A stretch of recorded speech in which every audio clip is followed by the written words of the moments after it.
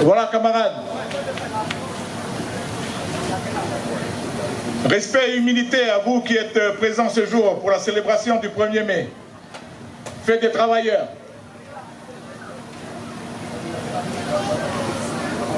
Merci à tout ce beau monde qui depuis ce matin a bravé sur les rues de Nouméa pour montrer la présence, l'omniprésence de l'organisation syndicale USTKE, à respecter une tradition, disait tout à l'heure le président fondateur, qui date maintenant depuis 36 ans. 36e fois aujourd'hui que l'USTKE marche dans les rues de Nouméa. On peut dire que c'est un exploit.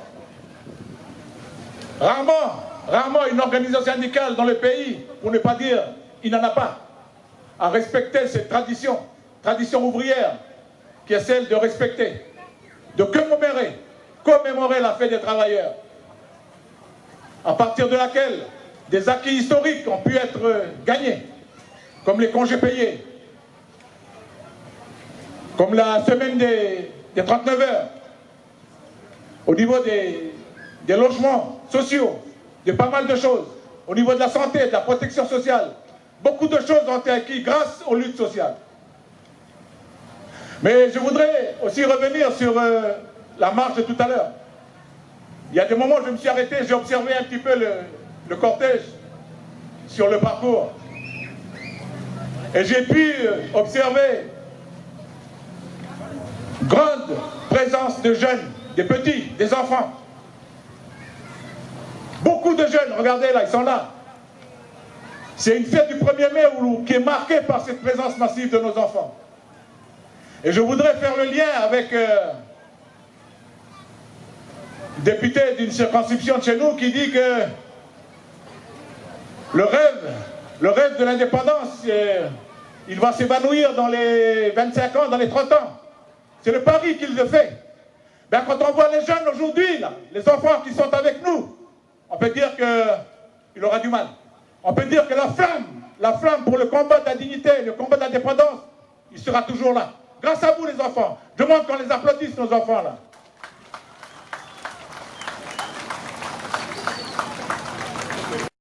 Ces 30 dernières années. Le bureau confédéral de l'USTKE a retenu comme thématique à développer pour cette journée du 1er mai le bilan social des accords politiques. C'est forcément un sujet qui nous interroge sur les 30 ans d'accords politiques, ponctués par 10 ans d'accords Matignon-Oudinot et 20 ans d'accords de Nouméa.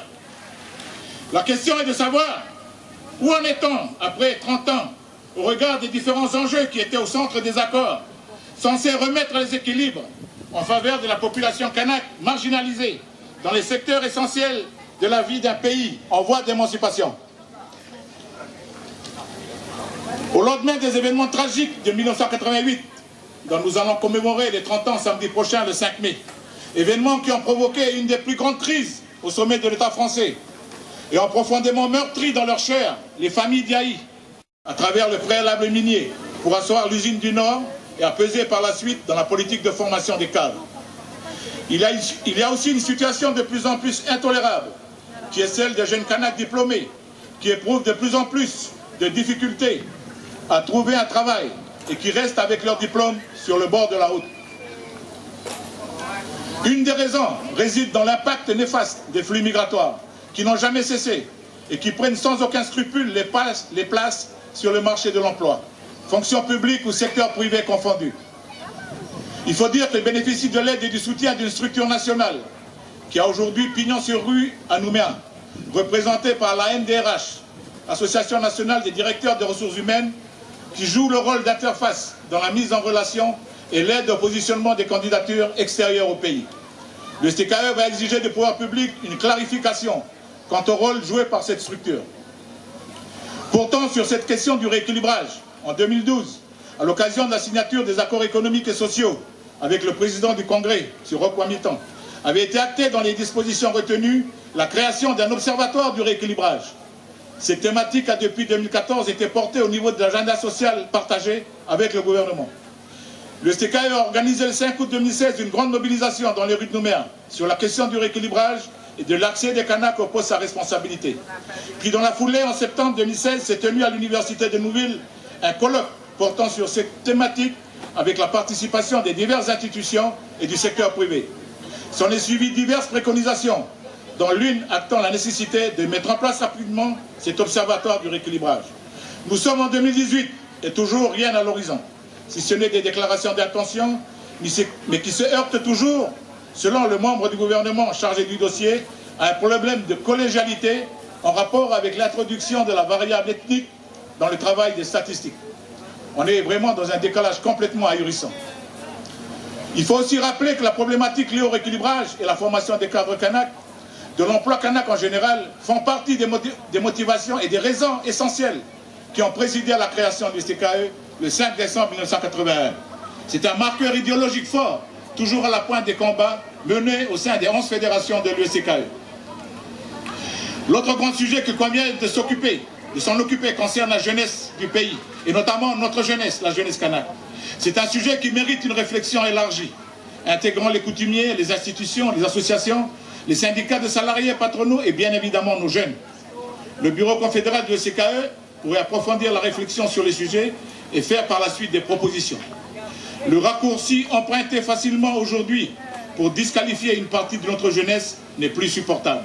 La délinquance relève d'un problème de société qui ne concerne pas exclusivement les pays et les jeunes Kanaks, mais touche l'ensemble de la planète, avec ses multiples et différentes causes qu'il convient d'analyser de façon lucide et responsable pour y mettre en face les solutions les plus pertinentes, efficaces et pérennes.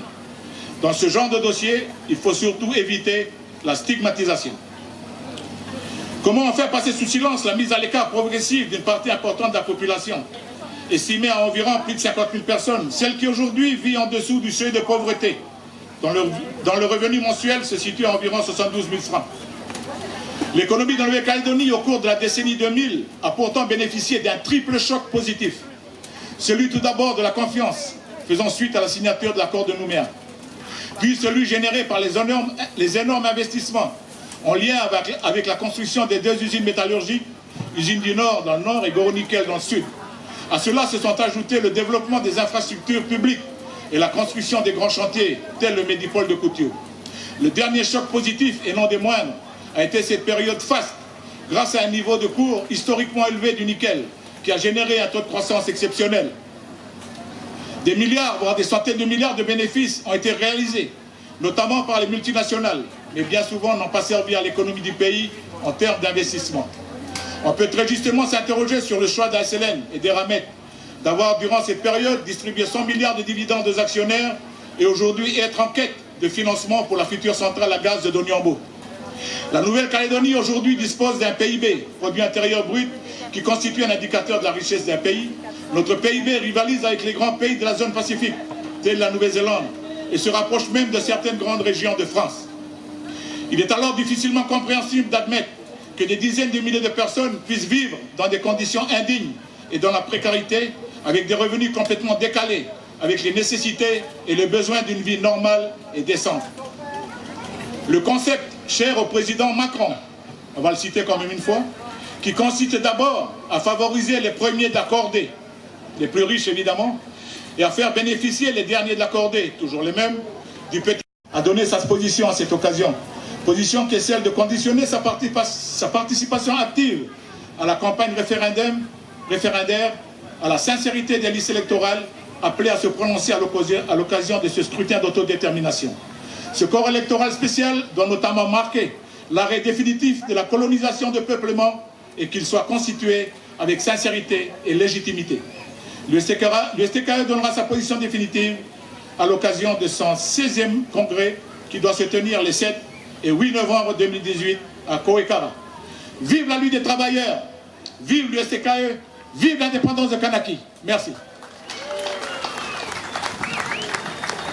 Merci, Président. Je vous demande encore de bien applaudir tous les discours qui ont été jusque-là. Voilà. Bonne fête du 1er mai à tout le peuple qui est ici. H, si tu es là, tu peux venir.